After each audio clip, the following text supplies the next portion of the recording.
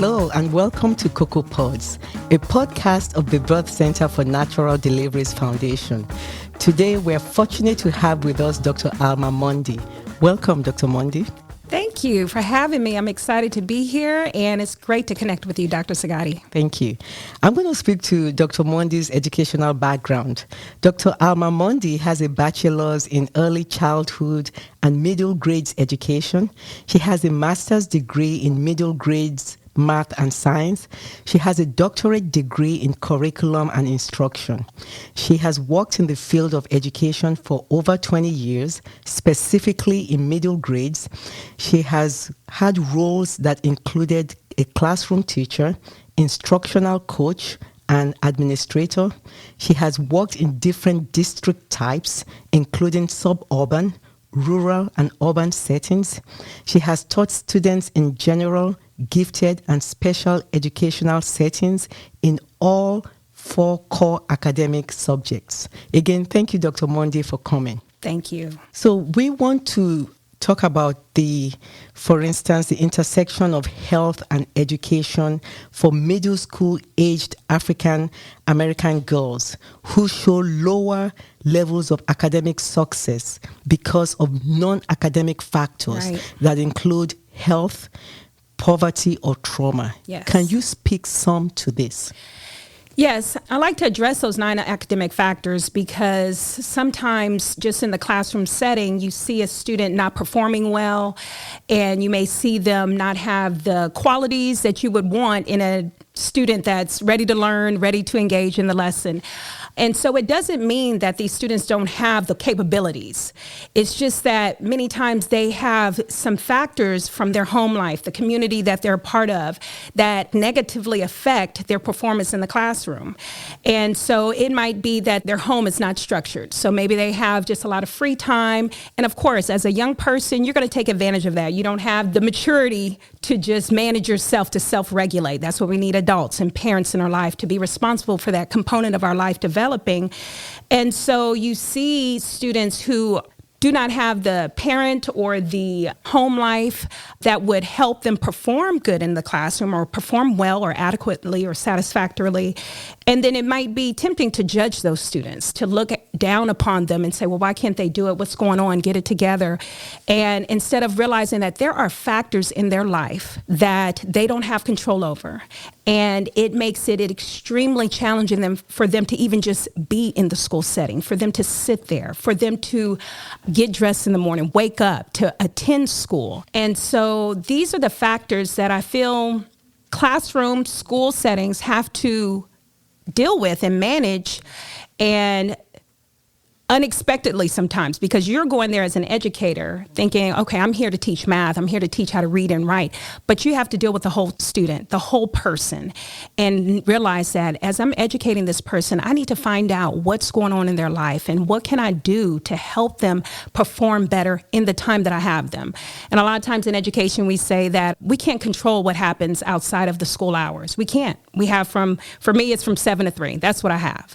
And to try to focus my energy on what's happening outside of the school sometimes can feel daunting because you don't have any control over that. But what I do have control over is from 7 to 3. And if that means I need to connect with this student on a level that is a little bit more finding out what's going on in their life, listening to them, helping them to find things that will, and sometimes that'll be things like, maybe they need something to eat. Maybe they need to be listened to go see the counselor. Maybe they had something going on in their home that morning, 2, 3 o'clock in the morning. We've had situations like that no one in the school building was aware of. And they need someone to talk to just hear them out in order for them to perform better. And so that's what I mean by non-academic factors that really negatively affect the performance of our young students that are trying their hardest. And sometimes it's tempting to judge the families too, to say, well, why doesn't the mother care, or why doesn't family? It's tempting to go down that path for those who may feel that they have skills or educated to think in that manner. But really, they do care. The families do care tremendously. They love them just like any other mother, father, caring parent would love their child. But, you know, the hierarchy of needs set in where you have to deal with water, shelter, food. Those are the foundational needs that parents are striving to make sure their children have. And then after that, you have to consider where is their time, their energy, what are they able to do beyond that. Sometimes it's limited and stifled because of, lifestyle choices. And so as an educator, yes, our goal, we focus on educating the 4 content areas, but we also realize there are social emotional things that we have to educate. There are health concerns, sexuality that we have to deal with. We're dealing with the whole person. And so it takes really connecting with our students, really ensuring that we direct them in the proper direction with counselors or outside help in order to reach our students and reach our young people in a powerful way. Wow. As an OBGYN, by the time a young person in school comes to me, they have health issues. They have things ranging from severe menstrual cramps to possible sexually transmitted infections to, at times, teenage pregnancies. And I wonder, from a professional perspective, if there could have been earlier interventions, either at the school level, definitely at the home level. But could you speak to maybe some of the things at the school level that could have been a point of intervention and maybe education to let this young person know actions and consequences of actions? Yes. So schools can decide on different, I guess, what you would call sex ed programs. It's not a part of the core curriculum, if you will. It is more so a program that a school or a district might adopt. And the programs are excellent, though. They are written, a lot of them are research-based, evidence-based, and when they do quote statistics on STDs or unhealth risk factors, they use the CDC to make those ideas come about. They don't just wing it. They are very factual and evidence-based. So those programs, the one that I'm a little bit familiar with is one that's called like Choosing the Best. And the way that it works typically is that you have a set of lessons in place that are age appropriate. And you have activities, explorations, and there's actual images and real life scenarios that are showed and presented to help students be educated, because the number one factor sometimes is the education of these risk factors that students get involved in, sexual risk factors, that they're unaware of all the things that could go wrong by being involved in sex early in age, before adulthood. And so some of the programs, like, for example, they'll start very basic, like with decision making, okay? They'll start off with when you have to make decisions about, if you're going to play soccer and how much time it's going to take, or if you have to make a decision, you're playing games, it's late at night, but you have a test the next day. So they'll start off with things that a student might typically engage with, and how a decision could lead to either a good outcome or a bad outcome. And the activities that would be involved with, where students would identify, okay, so what are some personal things that you have made decisions in, and what have you noticed about the outcome? So you'll start with those type of thinking patterns to help, that are age appropriate, to help the students connect. Your decisions have a direct impact on the outcomes of your life. And so then you connect it to social relationships. What do you look for in your relationships? And some of the programs, they offer video clips so that it's not just the adult speaking on it, because the connection that the students make oftentimes is from their peer. An adult saying it is like Charlie Brown, wah, wah, wah, wah, wah, And so it's like, whatever, you don't know anything. I know it all. I'm the. And so when they're able to hear these video clips from their peers and see it, and they're speaking their language, it connects and resides in the student a little bit more. And so then the activities are very short, they're engaging, but it connects to healthy choices from at the beginning stage, because many times some choices, they happen over time. There's a process to it. It's not just this immediate situation. And so the programs are designed to meet those needs and to empower the students, educate the students, help them to be assertive with the positive things, to know the difference, to give them the words, the language, to tease apart things that can be easily confusing, like in relationships. You can say, I love this person, when really it's just a crush. You don't love, you have a crush on them. Or, understanding the difference when you're feeling peer pressured, and even how to choose healthy relationships. What do you look for in relationships? So those type of questions being posed to students, helping them to reflect, helping them to have the language, and helping them to see before things happen. We're talking about, there's an approach to do it where before anything can happen. And then there are the components of educating them. If you are involved, how safe are you being if you are involved? The program that I'm familiar with is abstinence-based, and it's not based on morals. It's really based on healthy choices. It's based upon statistics in terms of outcomes of life. So it's to help students just make better decisions, be aware of their relationships, and develop positive relationships with people as well. And just for example, and this is very important because there are some horrific stories that would tear your heart apart when it comes to young women, young girls, African-American girls, that you just would not want for any person. You wouldn't want it for your worst enemy because it's so tragic. There is a situation that I was made aware of where a young girl, 6th grade, she didn't even know that she was pregnant. No one in her family knew she was pregnant. And she ended up giving birth, stillbirth, to the baby in the toilet. And you can only imagine how traumatizing. That's traumatizing for a grown person, let alone a person who hasn't even made it to teenage years yet.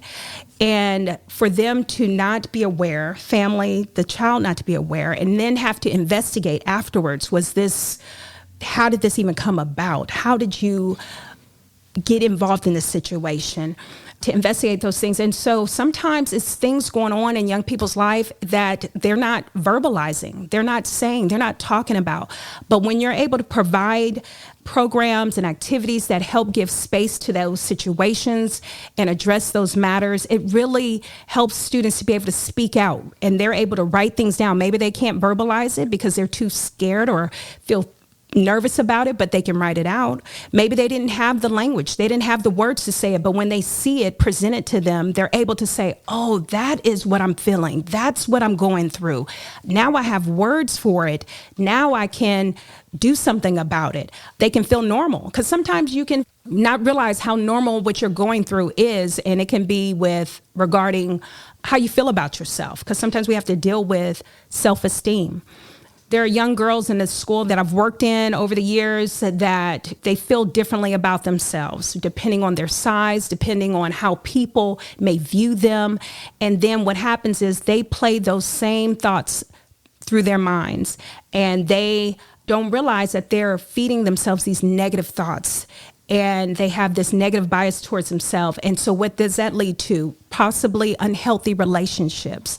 But being taught what to look for, being taught how to think, how to reprogram your mind, having that explicitly delivered to you in the classroom really makes a difference for students. And they're able to connect with it, make a change, have the words for it, have somebody to speak to, request someone to speak to. It makes a huge impact for our students. So these programs are designed to address it in a way that will empower our students, educate our students, and hopefully lead to making better choices and being aware of healthy outcomes for themselves. Wow, this is great. You talked about, what I call positive imaging. And in my career, so many times I've seen a young person come to me and speak to something like a body odor when there's really nothing, or a private parts odor when there's really nothing. And amongst young people, they could talk about it, make fun of them, and that makes them really feel very bad about themselves. Right. And it could possibly lead to, abnormal relationships, because they're looking for acceptance and validation of who they are. And if they find somebody, whether it's the right person or not, it could develop into an abnormal relationship that could end in an abnormal sexual relationship or a teenage pregnancy. I want you to speak more to, how we can encourage young people to positive imaging and just solidify that aspect of themselves? Yeah, and that's a great point. A lot of times our physical attributes is what kind of our society gives a lot of attention to. And while that is a component of who we are, it is not all of who we are, right? Our identity in who we are resides in more than just our physical traits. We are people based on of course, our culture, of course, our experience, our interests. We can identify who we are by what we like, what we don't like. So one of the things that we try to speak to in individuals is to, yes, encourage their physical traits, whatever they may be, but to not make that's what it's the end all be all. That's not what it's completely about. Who you are is beyond your physical traits. And so we try to really build up their natural strengths that they have in themselves and help them to identify, because sometimes people don't know what their strengths are. And so ways to identify that. And one activity there is where students are able to interview one another. What do you like to do? What do you find that is really enjoyable? And so having those types of conversations to understand, what are my strengths? What do I like? What things about me beyond my physical traits that would make me who I am, and that I should enjoy, respect about myself, appreciate about myself, realize that other people love these things about myself, and to respect that. And on so many occasions in the school settings, I've had to encounter, it breaks my heart, because I will see a wonderful young person that is, gleaming. Their eyes are beautiful. They have just a great personality, charming, energetic. But when I hear how they feel about themselves because of someone else, and often at times it will be because of physical traits, someone will come with a new haircut, or their hair is not sitting right the way that they want to, and how they feel about themselves, it eats them apart. They cannot function. They can't function at all. In one situation, we had a young girl at the school with her father, a young African-American girl with her father, and her hair wasn't done. And so she had like a rag on her hair that would cover it up.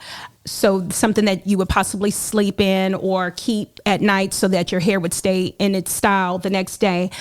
But she refused to go to school, refused to go into the classroom. And one of the rules that we have in the classroom, in the school, is, things on your head we can't have, hats, things like that while you're in the building.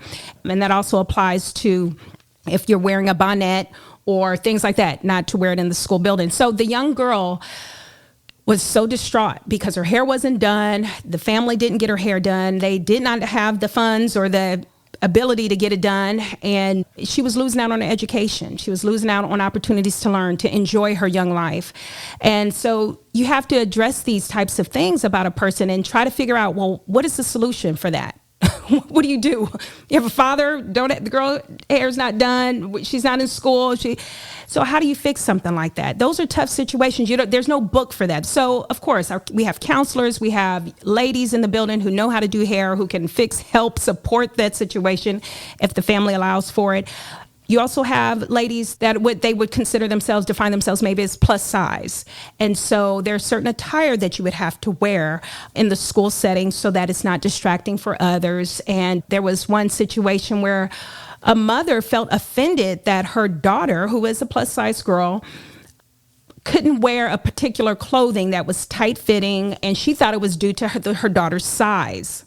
And I can understand that. And so when you have to address situations like that, you have to understand how the parent is feeling, how the child is feeling, and what the goal is for the day, and what's the best way to address that. And all of these things have to do with how somebody is feeling about themselves, how they feel about who they are, their body, their image. And it's a delicate matter, and it's a day-by-day matter. And it's a matter that is often dismissed if a person is not in tune, if a professional person is not in tune with the impact they may have, if they're dismissive about it and not gentle with it. We understand that the goal is, of course, to help the student get the learning that they need, get the education that they need, but sometimes there are unknown barriers there, and we have to address them and figure out the best way to delicately handle this family, the parent, the student, and help them be successful in those situations. And so you listen. That's always the first thing. Listen to the issue that may be going on. empathize with the issue that's going on. I understand how you feel about that. I can understand your perspective on the matter. Let's think of some ways that we can address this. Let's try to do this together and help work to be on the same team as the family and not opposing.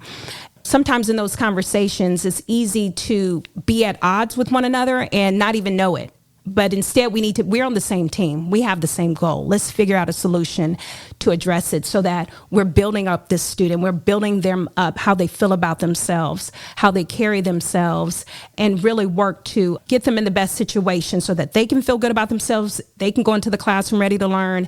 And then that's putting them on the road for success, because we may feel like that one moment has not a big impact, but you don't realize it's moment after moment after moment after moment that really is leading the student. It could be leading them in the right direction or pushing them out and leading them in the wrong direction. Dr. Monday, thank you so much for speaking to some of the issues that minority girls face, some African Americans, especially some African American girls being raised by just their dads. And I know with our foundation, we have received support from the Georgia Health Foundation, in which we can provide doula services to low-income women. And doula services simply mean non-clinical pregnancy, labor, and delivery support for the women. Wow. And we're so grateful to them that we're able to do that. I wonder if we can, through our foundation, reach out and help. Can you speak to some of the schools you've worked in, have done to help situations like that? Absolutely. Yeah, we have to be very mindful of how we spend money, of course, and we also have to be very respectful with how we offer the money to families, because at no point, even if there is a need, how it's done is very important to us. We always want to show the families that we respect them, that we're offering this out of support. We're offering this to guide and to help your family, help a student. And so I have been a part of a program where we've raised money through grants, through activities at the school, and we have funds where we're able to, during the holiday time, provide families with a variety of things. And so the process typically works where we ask teachers or staff members in the building, have you noticed that there's been a need? And sometimes we notice things because students may wear the same thing over and over again. It's not clean, or there's a strong smell to it, or you can tell that they often need a lot of food, or have to hide food, or have to collect food. You can tell through if they're alert, if they're sleeping all the time. There are different ways that needs are recognized just through observation.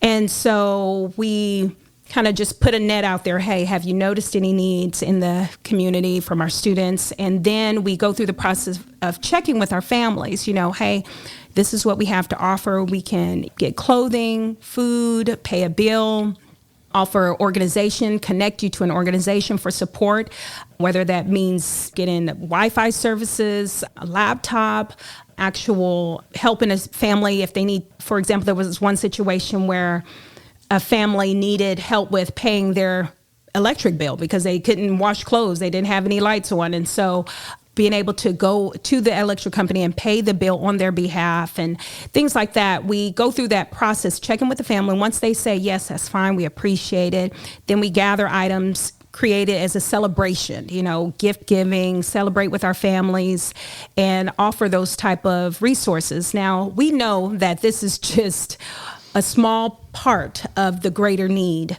because we're only able to do it certain times of the school year. Our hope is that as we meet those needs and help with those families, that it will guide those students to have a better academic setting, a better opportunity to learn, because we definitely believe as educators that education is empowering. It helps students get out of their situations so that it won't be generational. And so that's the type of approach that I've had experience with in helping our students, connecting them, helping them to get out of their tough situations. Sometimes it's just momentary. That's what we realize that. And other times we hope that it will put them on the right path for future support and guidance and better opportunity for them. Wow, Dr. Monday, you are so knowledgeable in what you do. Can you speak to just your training and your education and, how you got to this point in your professional career? Yes. So initially, I went to school knowing that I love children, knowing that I really enjoy working with young people. So initially, I thought I wanted to be a child psychologist of some sort. But then I realized I also enjoyed math. And so I had a cousin that just said, why don't you be an educator? I said, oh, yeah, maybe I'll try that. And so once I got into the education program at Clark Atlanta, I really just developed a love for it. And I specifically wanted, because I was so passionate about mathematics, and I knew I started off at early childhood, then I went into middle grades because I thought, I can, meet the needs of students through mathematics a little bit stronger there.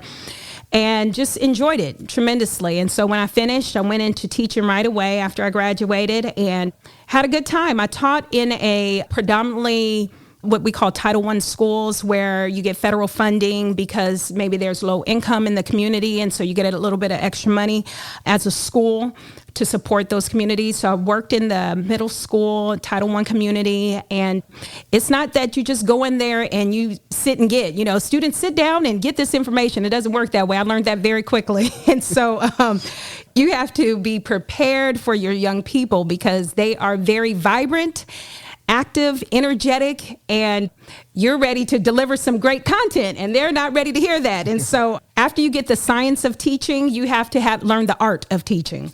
It works both ways. There's an art to it. There's a way to connect with the young people and make it exciting and engaging for them, connected to their lives, make it relevant for them. So after a few years of teaching in the classroom, I realized that I needed to further my education. And so I added on, went back to school and got my master's in middle grades, mathematics and science education at Wesleyan College, and enjoyed that tremendously because I felt like at that time there was a lot of changes happening in education as well as technology, the advancements in technology and how technology and education were coming together. It played an important role in my ability to be more effective in the classroom. And so that was very powerful for me. And then I was approached by one of my supervisors, the principal. I guess he recognized some things in the classroom that I had to offer, and he wanted me to be an instructional coach to help guide our classes, our students to be more successful. And so I left the classroom after 10 years of teaching and went into a role as an instructional coach. And that's many times unfamiliar to people. What is an instructional coach? What do you do? And I had to learn that too for myself. Like, what am I doing as an instructional coach? I don't really understand this role right now.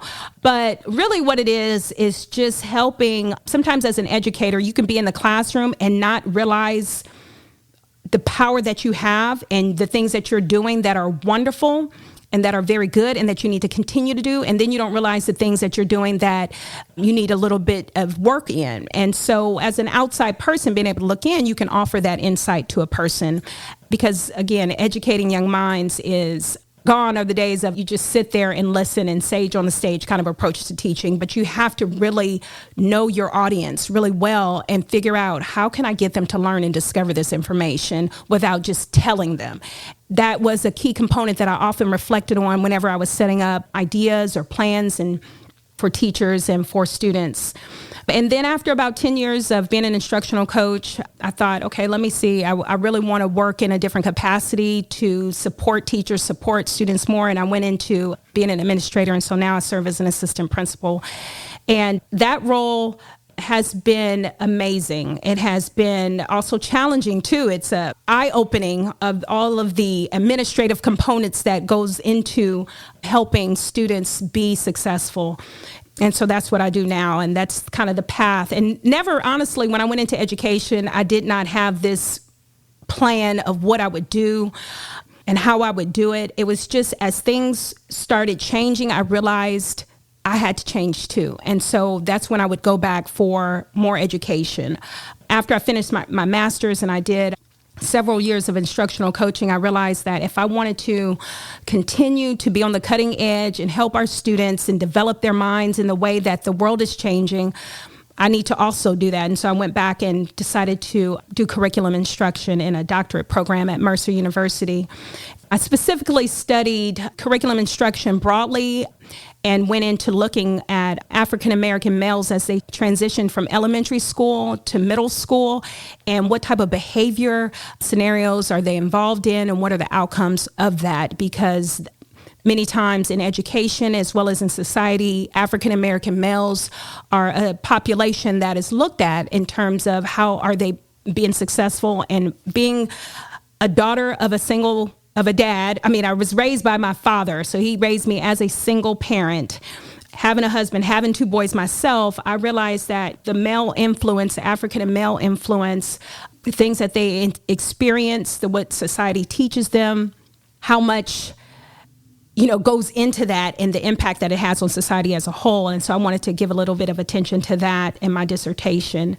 Now, with those experiences from schools and education and teaching and practicing, I continue to strive to learn, to grow, to help support public education in the best way that I can. Wow, thank you so much. I want us to use this to go to the next aspect that I want to talk about, is that, again, as an OBGYN, I see young women that have made decisions that they necessarily did not want to make, but situations in their lives, in their home environment, in the schools, and at times just unresolved conflict drove them into making certain decisions that have now led from one thing to another. It would be nice if the young women could identify the crisis and the conflict and get help with resolution, so that it's not one thing leading to another. Right. Can you speak some into that?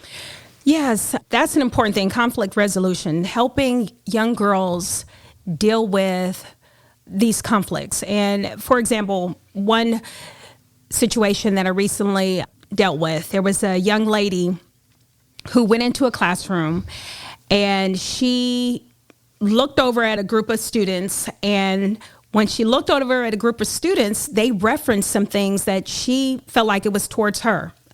They were saying things like, why don't she go back to this school, or why is she here, and laughing about it. And so that angered her tremendously, to the point where she could not concentrate at all. And so she was so mad that she stormed out of the classroom, which the teacher's like, what is going on? And so one of the ways that we approach addressing conflicts like this, because for a young person, this is their world, their peers, their interactions day to day, this is their world. And for them, it felt like the world was ending for her. So the look, you can think of it, oh, that's so simple. Somebody's looking at you. They made a comment, just walk by it. No, not for that young lady. On top of that, this young lady has a lot of health problems, a lot of concerns with her family, often having to go see the nurse for a variety of reasons, just not looking like she was well taken care of just from day to day. So she already has these community home situations going on that challenges her. Then she comes into a scenario and she's relatively new to the school. So then you come into the scenario of, okay, my peers, my social situation, you feel like somebody's talking about you, you feel alone by yourself, you already don't feel good about yourself. So it's compounding. And so if that situation is not carefully handled, this young lady might choose to go down a path to look for comfort, to look for being a part of something. And so one of the tools that we try to use is, instead of, because this young lady, I'm using this as an example to make a general point, instead of just saying, okay, let's move you away from this young man. Let's just get you out of this classroom. Okay, let's move you away. Let's try to see how we can resolve it, because sometimes just moving the situation away is not always the answer. I'm not saying all the time. I'm just saying in some situations, it is better to teach somebody how to resolve the situation so that they can feel empowered to handle themselves and find resolutions, as opposed to, I'm hurt, I'm bothered, I'm going to seek out something unhealthy as a result. And so what's done was listen to the young lady, her experience, listen to the young man who she felt was attacking to her. So I heard the scenario of the young lady, heard the scenario. The young man said that he was simply talking about somebody else. They were laughing about another situation. She happened to think that it was her. It angered her. He was upset because he was blamed about something. So anyway, there's multiple perspectives of the situation, right? But these are the types of things we have to deal with in education. I mean, we get involved. What's going on in this situation? We have to get details. We have to get perspectives. We have to ensure that the person is being heard. Doing all of that makes the person feel validated in what they feel. You make the person feel understood. And that's what we're trying to do. We're trying to help them understand what you have to say. I'm not going to be dismissive about it. I value it. I'm going to address it, and we're going to try to find a resolution. And so the outcome was, hey, do you understand that they weren't talking about you in this situation? Do you understand he felt that he was being accused of something he wasn't guilty of and why that would anger him?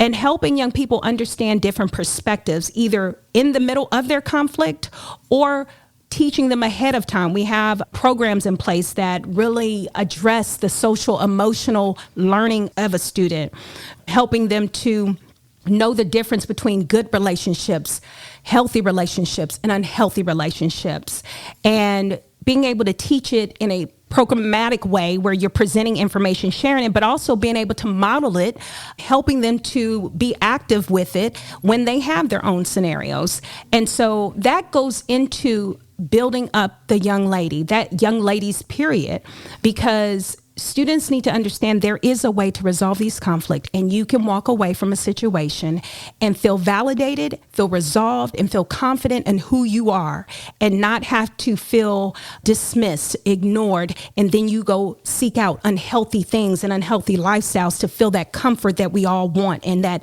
affirmation that we all want. You can be affirmed in this situation by getting it resolved. But the practice of that is tough. It takes time, it takes energy, it takes insight. It takes really listening, asking the right questions. And so when you're dealing with hundreds of students and you have scenario after scenario, it can be challenging in those environments, but that's what we practice. Those are the programs that we have in place to help our students just somewhat deal with these conflicts that are going to naturally come up. Conflicts naturally happen. This is not an unheard of situation in life, but the best way to deal with it is to hear the scenarios unbiased as best as possible, hear what the conflict is, and try to find a mutual resolution to it rather than running away from it, if at all possible. Thank you so much for that comment, Dr. Monday. Thank you. I want you to speak to the effects of a behavioral intervention intended to reduce unprotected sex. What intervention or standard individual counseling can, for instance, schools provide? Schools often use programs that are in place to help students be aware of the risks of early sexual interaction, as opposed to waiting until adulthood, or if you have a long-term monogamous relationship. We use programs to help guide that so that it's not based in value. Since we're dealing with a wide variety of society, right? People have all different views about different things. So we focus on using programs that offer a health-based perspective, what's healthy for you. Oftentimes, having sex early leads to emotional turmoil, early meaning before adulthood. It often leads to sexually transmitted diseases, unwanted pregnancies, and these things lead into adulthood if you get involved with them at an early age. And so the programs that we have are limited. We do offer it, but it is not something that is day-to-day offering in terms of sex education. It is a time frame every year that is offered. And schools across different states have different regulations and procedures. The one I'm most familiar with, it is over a period of, they have about 6 lessons for each grade level where they study, what do you already know? There's some type of assessment to find out what students already know. And then there are activities, there are videos, scenarios provided, and the students get involved, learn, answer questions about it. And then there's a post-assessment to see how much a student has grown now that they have this additional knowledge. The beginning really is exploratory. for students. Like I mentioned, I think a little bit earlier about decision making. The beginning also talks about relationships. What's a good relationship versus a bad relationship? And defining that, putting words to it, giving language to it, asking about it. Also, it addresses how someone thinks about themselves. There's one activity in where the students have to write for 60 seconds. They start off writing all the good things that happened yesterday. So the teacher will say, all right, ready, set, go. And they time it, all the good things that happened yesterday. They write it down, and then they stop. And then the teacher will say, okay, let's write down all the bad things that happened. You got 60 seconds, go. And so at the end, the teacher will say, well, was it easier to write down the good things or the bad things? And typically what happens is the students will say, oh, it's easier to write down the bad things. And so what the point of that is to help students realize that we tend to think about negative things more often. And when you think about negative things, it affects how you feel about yourself. And when it affects how you feel about yourself and the negativity that might go on in your mind, that is going to affect what you do, the actions that you take. And so really helping students to think better about themselves through that, discovering that, oh, okay, I need to think better about myself. And so sometimes we'll give them little techniques like see it, state it, and then start it. Let's envision yourself. Well, what do you want to be? For a couple of years, I sponsored something with a school that I was a part of. One of the teachers kind of started a program, and it was called Dream Girls. And so I would get with these girls once a week, and we would just talk about things. What's going on in your life? How do you feel? And of course, they would talk about the typical things, girl drama. They would talk about boys, who they liked and who they didn't like. They would talk about fights that they had. They would talk about their family, and they would talk about their dreams. It was called Dream Girls. And I wanted to know, what dreams did they have? And some of them talked about how they wanted to go into the Army or be a heart surgeon. But the heartbreaking part of it was that some of them felt like they would openly say, I'm not smart enough to do that. I'm just going to, and they would put themselves in a lower position because they didn't, how they felt about themselves. And it just broke your heart because you're thinking, no, you have intelligence, you have skills, capabilities. And often I would see, this is how I would determine the skills that they had. If I held up a phone in my hand, they could tell me what type of phone I had, how old it was, what year it came out, what I need to get next, what case I was having. I barely flipped open my phone. They told me all the components of it, just like that. I didn't even know what type of phone I had. And so what that showed me was that you have some skills there. If you knew all of that just by a quick glance at what I had, that shows me that you have the ability to analyze, you have the ability to make observations and draw conclusions, you have the ability to make conjectures about what I should do next. And so all of those things let me know you have the capabilities. Let's understand you do have the capabilities. We just got to channel it in the right way. And plus, when they would analyze situations between the two of them, quickly able to articulate, dissect arguments and why somebody was wrong, what they did. And so I had to see those qualities in them, build it up in them, and let them know these are all the qualities that you need to move forward in the career path that you want. And so these types of things that are in place, whether it be through some type of program that we have, social emotional program, or if you're mentoring students, it requires a student being able to tease apart things that can be easily confusing, giving them the language and the space for it, presenting it to them in a manner that is safe, not threatening to them, where they have to feel like they have to be ashamed of it or feel insecure about it or fearful, but that it is safe to talk about these things. These are things that are happening to people. These are things that we want to either prevent, because making unhealthy choices, sexual choices early in life can lead to other risk factors and negative outcomes in your future life. The benefits. Let's talk about not only the risk factors, but also the rewards for waiting. There are rewards involved here. We're not just all talking about all the negative things that we're trying to avoid, but what are the rewards from this? You'll feel healthier about yourself. Your emotions are in a better place. And then you're able to be more assertive, because sometimes children may feel, young people, in my experience, they feel like they shouldn't do something, but they don't have the words. They don't know how to be assertive about the right thing. And so the programs that are in place help them and teach them to be assertive, teach them to be assertive about the right things that they should stand up for.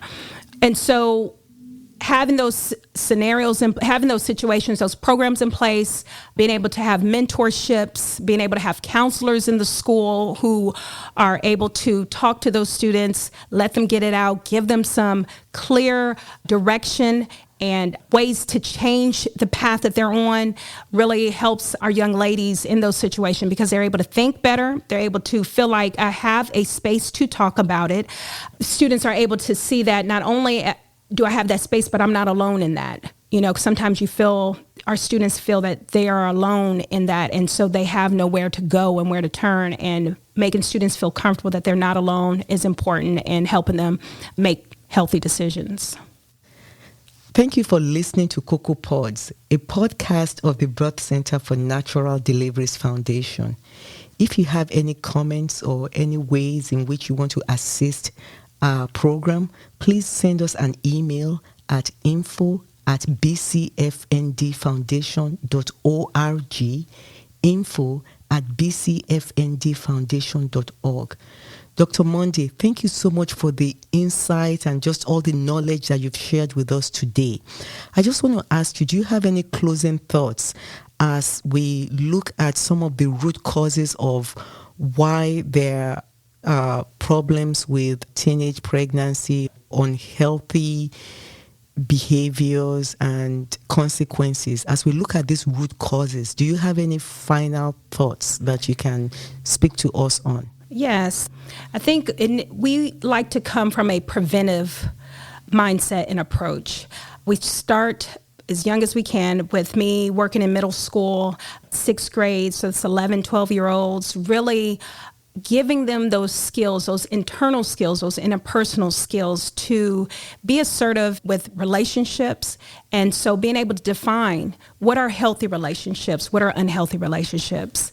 Also being able to handle themselves when there's conflict, knowing how to acknowledge someone else's perspective on a matter, giving students those type of skills in the beginning early on, and then reinforcing them by helping them to develop what vision they have for their life. Because maybe by 7th, 8th grade, they're able to envision the next few years. Kind of early on in life, you're not able to envision, you're probably just only able to envision tomorrow, right? But as you get older, you can think about the next few years. So helping students to see their dreams, write their dreams, find their strengths.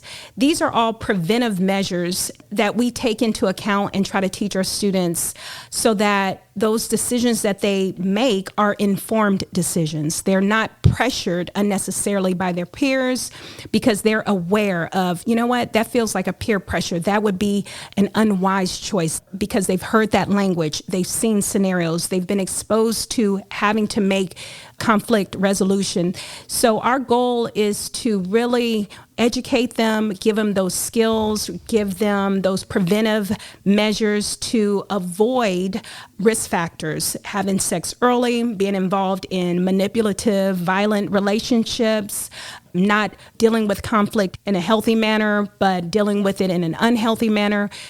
Working towards helping them to handle those skills, because in life, we are going to have conflict. In life, you are going to have things that don't go your way. So to have the skills and capabilities to address them is more beneficial than to just ignore them. And when we have scenarios, like, for example, there's one young lady I think about over the years that I've been in education where every day going to school required 5 to 6 adults to really help this student just sit in the classroom and gain her education. She would wander the building, wander outside, try to escape. And because she was dealing with her mother not being there, she was dealing with her mother being in jail, she was dealing with the pain of that. But the way it came out in school is rage, anger, avoidance, running away from adults, trying to guide her and help her.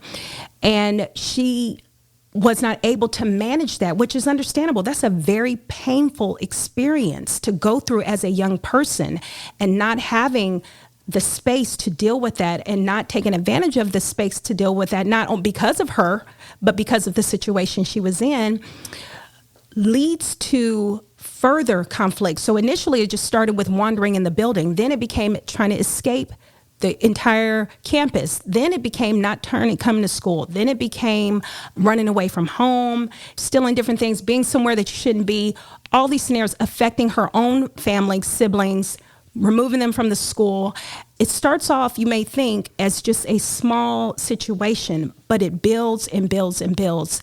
But having the skills to be able to handle that, to handle, not that it feels good, it never feels good, but having skills to be able to manage it, self-regulate, talk about it, try to resolve it, really helps a person to make better decisions in their life, which would lead to healthier outcomes. So our goal in education, as we are working to meet the needs of our students, is to really be as much as possible preventive, educate, and empower our students so that they can enjoy a healthier life and healthier outcomes.